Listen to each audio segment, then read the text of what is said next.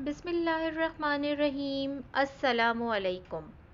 کہا جاتا ہے کہ سلطان محمود غزنوی کے ذہن میں ہمیشہ 3 سوال کھٹکتے رہتے تھے۔ پہلا یہ کہ کیا میں واقعی سبکتگین کا بیٹا ہوں، کیونکہ ان کے متعلق مشہور تھا کہ یہ بادشاہ کے سگے بیٹے نہیں بلکہ لے پالک ہیں۔ دوسرا یہ کہ کیا علماء واقعی انبیاء کے وارث ہیں۔ یہ تو خود بے اختیار قوم ہے، انبیاء کا وارث تو بادشاہ وقت یا کسی بااختیار آدمی کو ہونا چاہیے تھا۔ تیسرا یہ کہ میں جنت میں جاؤں گا یا نہیں۔ انہی 3 سوالات کو ذہن میں لے کر وہ ہمیشہ پریشان رہا کرتے تھے۔ ایک مرتبہ وہ کسی سفر سے واپس آ رہے تھے کہ راستے میں ایک طالب علم کو دیکھا جو ایک کتاب ہاتھ میں لیے ایک کباب فروش کے دیے کے پاس کھڑا ہے۔